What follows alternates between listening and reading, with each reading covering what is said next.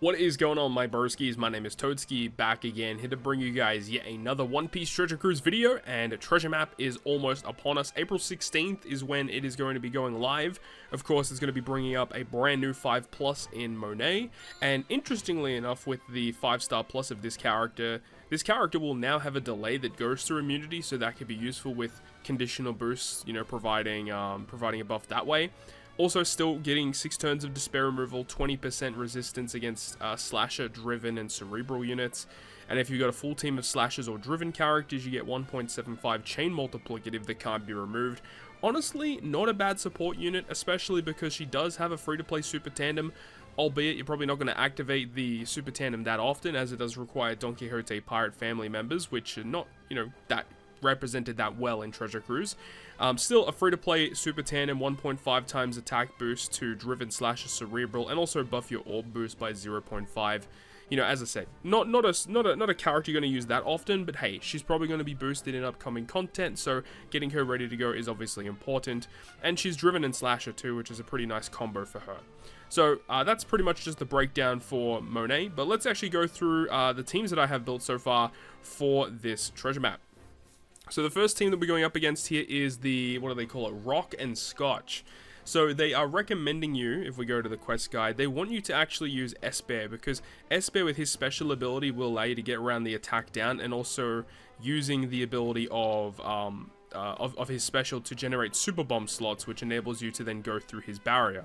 What we're going to be doing here is we want to obviously prioritize speed. So we're going to be going ahead and using Cat Viper as our main captain, with Dogstorm as our sub, with the sub also as Hiyori. So we have a full board of Wano slots. We wave clear the first 2 stages with the Cat Viper super type. And then when we get to the final stage, we will bypass the barrier. We don't have to worry about matching slots because we have the Wano slots from Hiyori's crewmate ability. And we are inflicted with 2 turns of attack down. You could just use the S-Bear special. I'm going to be using the S-Hawk support on S-Bear, which removes an attack down. And then we have the fully upgraded ship of the Gran Tesoro to actually remove an additional turn of attack down. So we don't have to worry about using a special to get around that. So realistically, we can just use a Cat Viper special for an attack boost or an orb boost, and that's it. So yeah, this team is going to be able to get through it really quickly without too many issues. But obviously, if you want to just go down the more point-centric route, then just use S-Bear as your captain, double S-Bear, because they're actually relatively high boosted, give you a decent amount of points for this fight.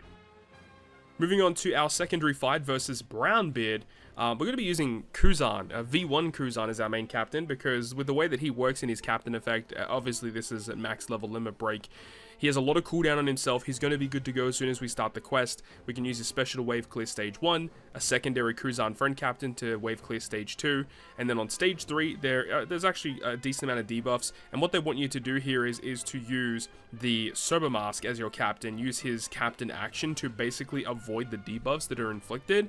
It is just Bind, Despair, and Slot Bind on your captain position, so the Slot Bind we don't really care about. We can just go ahead and use the Rayleigh support to get rid of the Bind and Despair with our sockets to remove all of that. There is going to be a burn debuff and a pain debuff. We can use the Luffy special, which is the Treasure Map Legend Luffy. He'll generate some matching slots, he'll remove the burn, he'll give us an attack boost.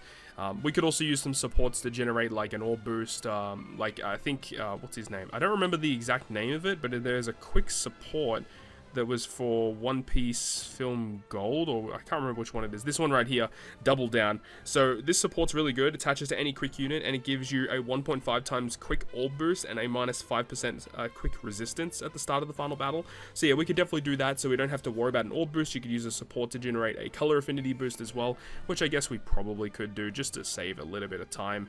The best one would be, I guess, Ace. He just provides a 1.3 times affinity boost, so this guy right here. And that's going to work pretty well. So we reach the final stage, we use Luffy special, and then we just kill. Shouldn't be too much of a hassle.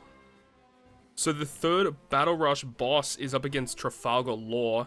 And for this one, in terms of who they are recommending you to use, they want you to use the 6+ Doflamingo, who of course no one is going to have. They also want you to use Monet. So if we have a look at the gimmicks here, there is going to be special bind, there is some slot changing mechanics to block. I think it's only to your top row, if I remember correctly. Oh no, it's for all characters, yeah. So that's not going to really be that much of an issue for our team. And there's going to be Despair. So with S-Snake as our captain, we can get around the fact that, well, it's only the subs are inflicted with special binds, so we don't really care about that anyway. because what we're aiming to do with this team is basically just use S-Snake special, and it should be fine. So with this team, we will have the Stussy and the S-Hawk to ensure that S-Snake can use the super class. We activate the super class, which will give us a full board of tandem slots that goes through block.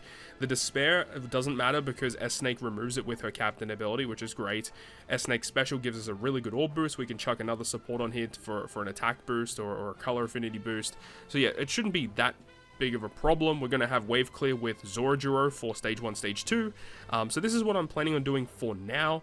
As we get deeper into the treasure map, I may have to shift this around a little bit to ensure that I do have enough damage, but overall I'm not too concerned about the damage. I think this team will work relatively well.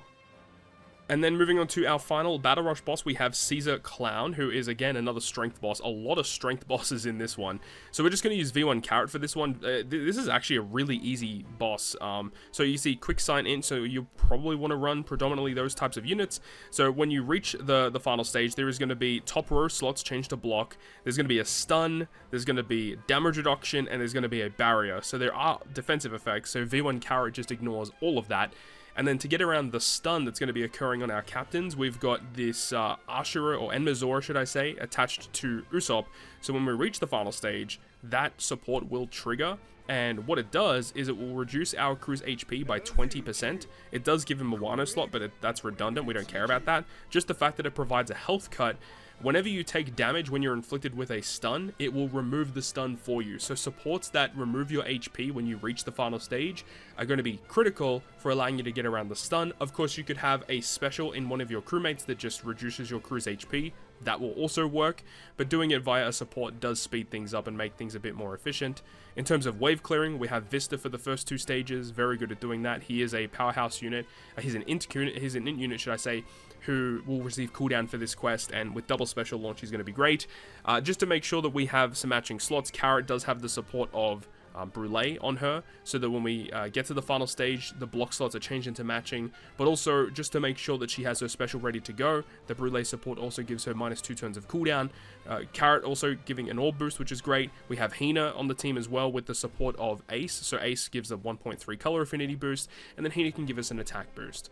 So I think realistically speaking, we could just use Carrot and we're going to be good to go. If we do need more damage, we have that via Hina. So I think that this is going to be a really good team as well moving forward. Whenever you get an opportunity to use V1 Carrot, you know it's going to be a very, very easy time during a boss. Okay, now we get to the final boss versus Vergo. So a lot of different gimmicks going on here. So the way that we are tackling this content is we're going to be using the friend captain of the brand newly released Legend Tashigi. So that's going to help us out in a lot of instances here because of the way that Tashigi kind of works, is that Tashigi will automatically launch her special on the following turn whenever you receive an orb boost effect. So it doesn't even have to be from Tashigi herself. You could have another orb boost on your team, and if it says that you have an orb boost when you enter the next turn or the next stage, then it will automatically launch her special, which is going to be very, very pivotal for a lot of circumstances for this, for any team really that you build in this content. So, in terms of how we're getting around this, on stage 2, we're going to be using the Carrot and Wanda special, which is going to deal with the special reverse that we are dealt with.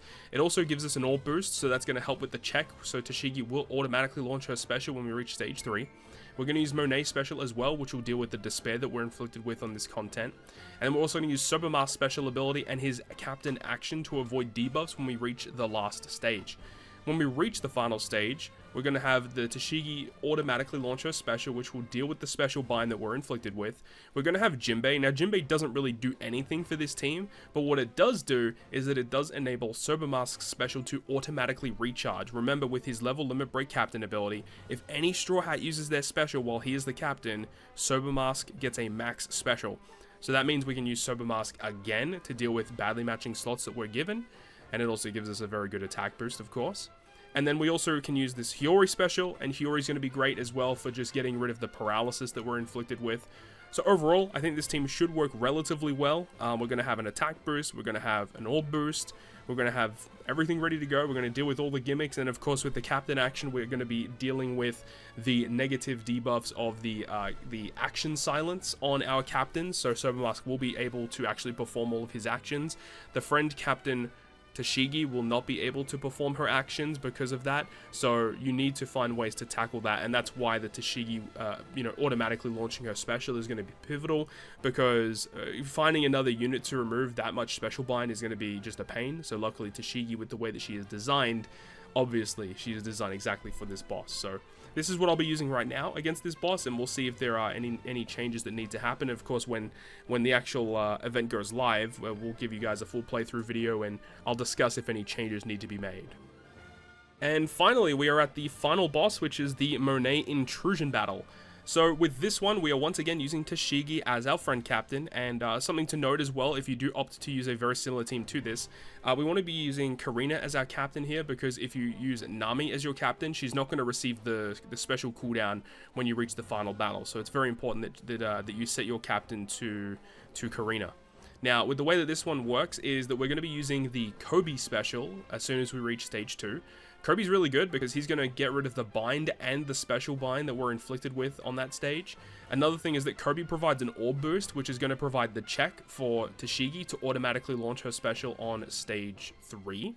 We're also going to super swap into Nami, should I say, so that we can just generate some G slots just to give us some damage, because you do see that type slots are going to be counted as badly matching for 5 turns, so you want to be trying to abuse slots that are not type slots. So by using the super switch of Nami and Karina, we can generate the G slots, and that should be enough damage to get through stage 2. And then we can also use the Tashigi special as well, which is going to provide some buffs as well. It's going to buff the orb boost of Kobe. When we reach the final stage, Tashigi will automatically launch her special, which will provide an orb boost, and it will remove special bind, which is fantastic. And then we will go ahead and switch our Nami that we super switched on stage 2 back into Karina, because we want to use Karina's special. Karina is important because it actually removes basically everything. It's going to remove the attack down, it's going to remove the damage threshold, and the increased defense. Now, the increased defense lasts for 7 turns. She only removes 6, which is why we have the support of Brook on Nami Karina, which will remove an additional 2 turns, allowing us to get around the threshold, the defense, and the attack down completely.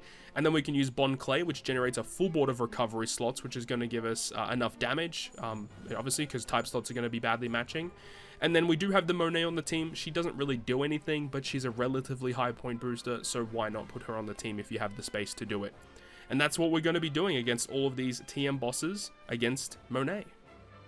So with all that being said, that is going to wrap it up for me. Hopefully you guys have a good time farming this treasure map. Hopefully it does go well.